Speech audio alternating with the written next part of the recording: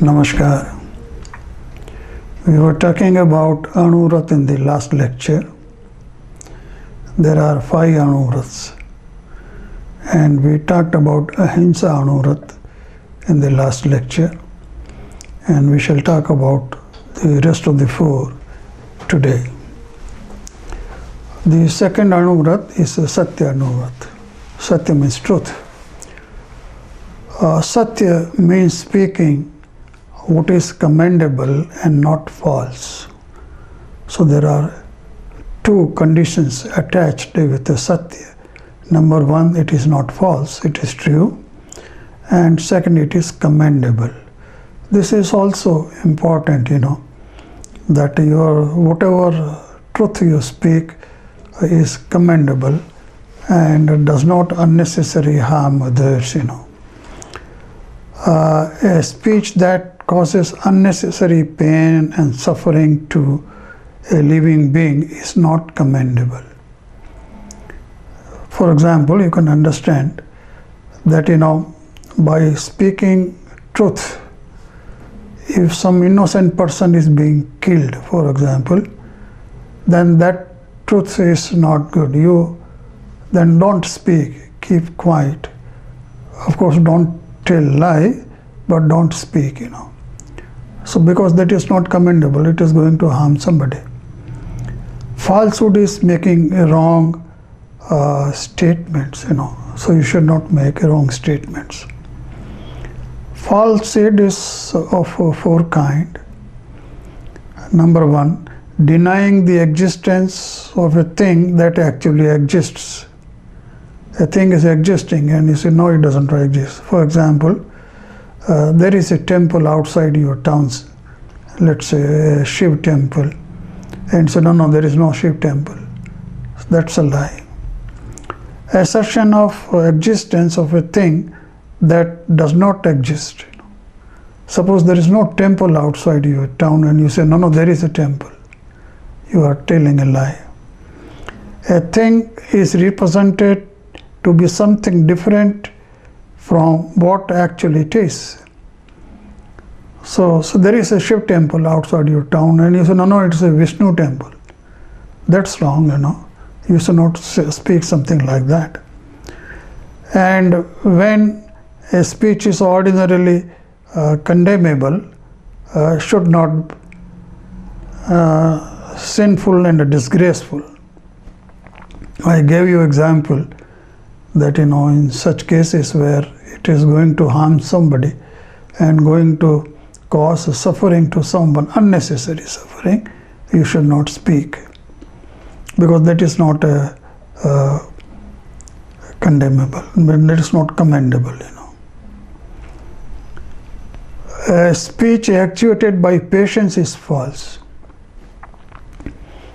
This is a normal thing, We are overpowered by anger or ego or deceitfulness or greed, This happens in our life very often. In such circumstances, when you speak, you are likely to speak false, You are likely to speak untruth because you are not, your own self in such conditions. You are overpowered by emotions and patience. For instance, examples are backbiting, harsh words, unbecoming, unethical speech, speech provoking others to engage in violence and so on. This happens many times. You must have seen, there are people who are unnecessarily provoking others to indulge in violence, That's wrong, that's a false thing. So that kind of speech is false. Falsehood involves hinsa of some kind or other. This is the hinsa we defined, last time. Whether you are hurting your own self or hurting others, In both cases, you commit hinsa.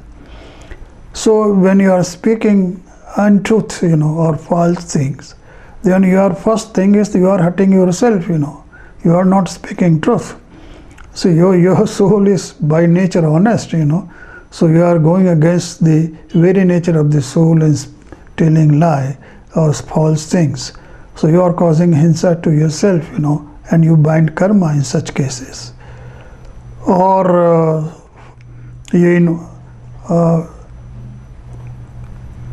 a truthful person should give up patience.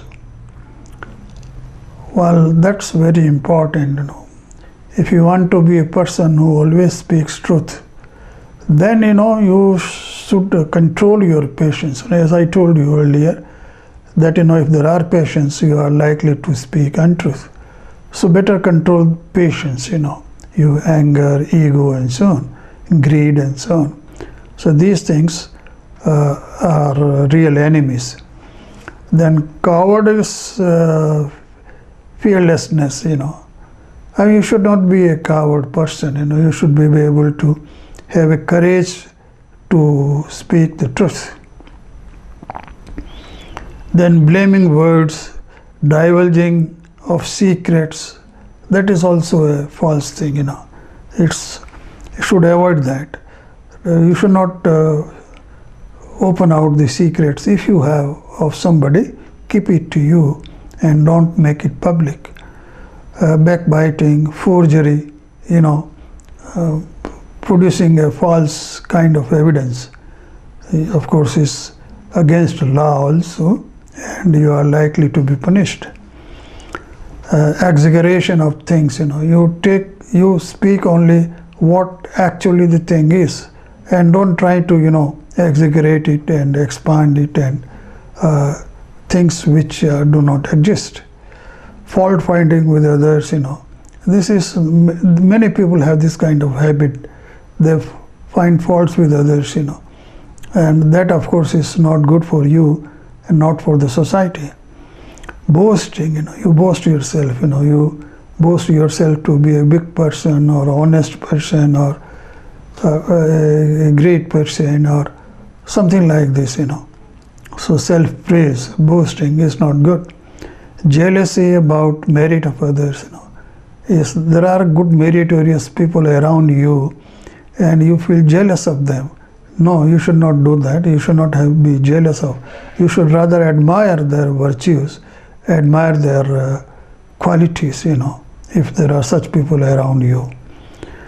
And should not speak any kind of indecent words, That's not a good, it's not a gentlemanly behavior, There are 5 transgressions of truth. Jainism, as I told you earlier, when it describes or when it promotes Anuvrat, the Anuvrat defines 2 things, what to do and what not to do. Both positive and negative aspects are described here. So transgressions, something which is a negative kind of thing, Giving false or wrong advice. If you are asked for an advice, you should give the right advice, or you don't give. Not giving false advice is a violation of the law of truth. Then misleading people in matters of belief and conduct. Don't mislead people. Let the people have their own belief, and let them act according to their own belief. Don't misguide them or mislead them. Look here, your faith is not good, your belief is not good. This is not correct. So you must refrain yourself from misleading the people.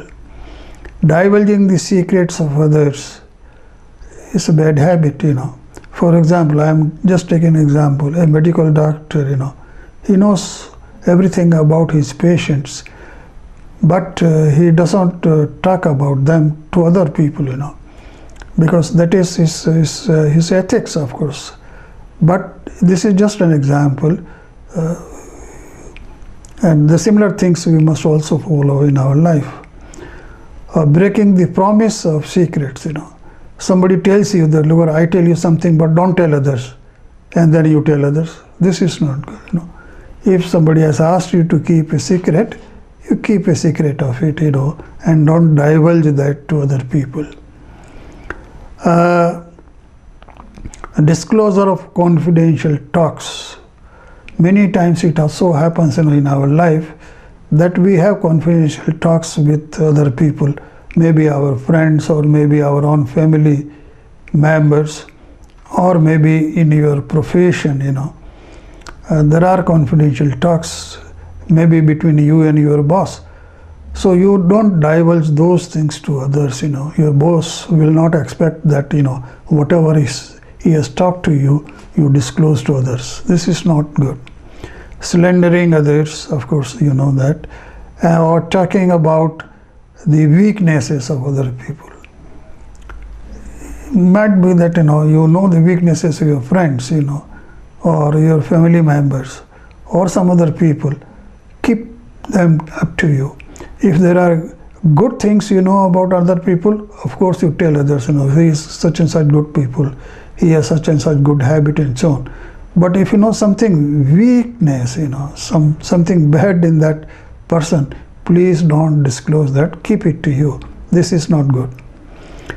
Then committing perjury or forgery. Of course, forging is a great offense, and you are likely to be punished by state. This includes keeping false accounts. This happens in business many times, that they keep two kinds of accounts. One good number, one which is for personal, for themselves, another for the government purpose. This is not good. This is a breach of law or breach of vow, So then carrying on false propaganda about others, you should not do that. Many times this happens, in election time you must have seen people indulge in false propaganda about the opponents, and this of course is definitely bad. Committing breach of trust or misappropriation of what is entrusted to you in confidence. So if somebody trusts you, and suppose I trust you and I'm going out for some reason and I hand over my things to you, please keep them in your custody till I come back. So I have given you those things because I trust you. And when I come back and I ask for things, say, no, you didn't give me anything. So that's not correct, So you must protect the trust people have in you, and you must tend to that, and you must prove that you are trustworthy. Asatya or falsehood is also hinsa, as I told you. Whenever you speak untruth or false things, you are committing hinsa and you bind karma.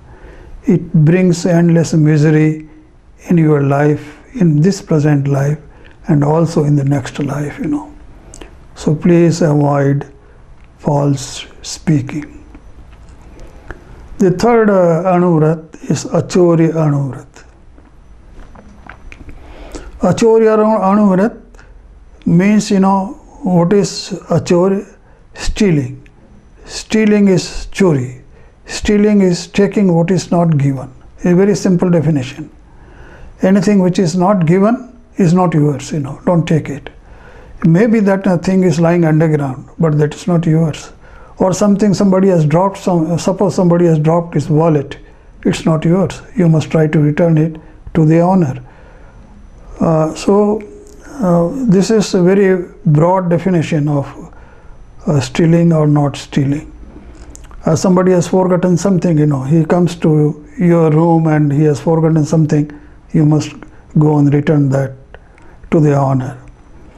Theft is hinsa, if you are stealing, you are committing theft, you are committing hinsa.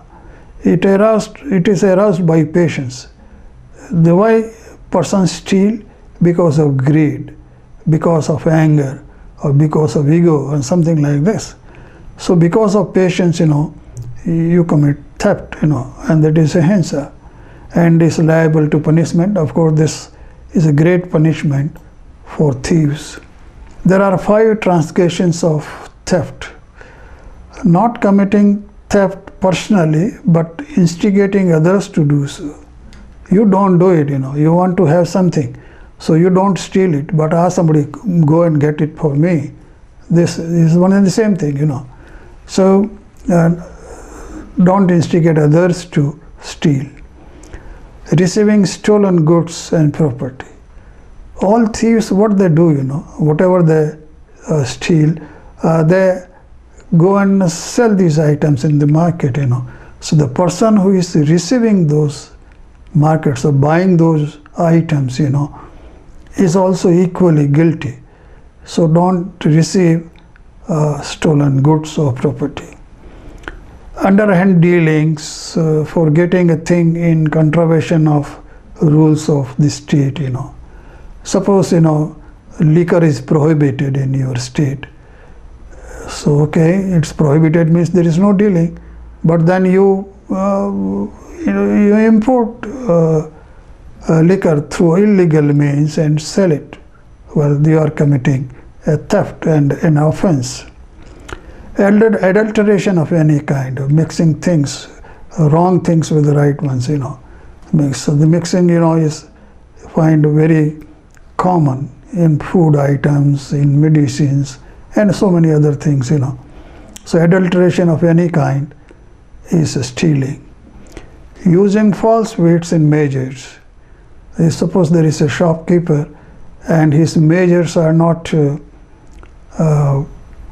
verified, or they are not standardized, or they have not been checked by the proper authority, and he gives you less than the correct weight, So things like this. So using false weights and measure is stealing. Then we come to the 4th Anuvrat, known as a Brahmacharya Anuvrat. A person must confine to sexual contact with his or her spouse. So what is permitted in Anuvrat is that you can have contact with your own spouse and nobody else. So this is it must be very strictly followed. Illicit contact with another person or any other gender, is a breach of vow. You should not establish such contacts with any other kind of people. This sexual kind of activity may disturb the calm of your soul, Your soul is disturbed, your mind is disturbed, and it does a lot of harm to you. So avoid these things. There are 5 transgressions of Brahmacharya Anuvrat. Number 1, a householder should refrain from arranging marriage of children of other individuals. Of course, this is a practice followed in Jain tradition. It's not followed in other tradition as far as I know. And this is because, having marriage also involves some kind of hinsa, and therefore they refrain from it, and they don't involve themselves in arranging marriage of children of other people. Of course, marriage of their own children has to be arranged. Touching the sensitive parts of female with bad intention. So you should be very careful in dealing with opposite sex particularly, and see that you please ensure that you don't touch them with bad intentions. Enjoying sensual activities of other persons, maybe on screen, TV, mobile, phone, computer, etc. This is a big problem nowadays, We all watch TV, we'll see films on mobile, we see films on computer and so on. And in such cases, there may be some scenes, which involve violence, or which involve intimate contacts, or which may involve some kind of objectionable things, So what is required here is that you don't involve yourself with such things, You don't have a feeling of what is you are watching, You just watch in an impartial manner, just observe things without reacting, without yourself involving in those kinds of activities or having a thoughts and feeling of what is you are seeing on the screen. So your observations or your watch must be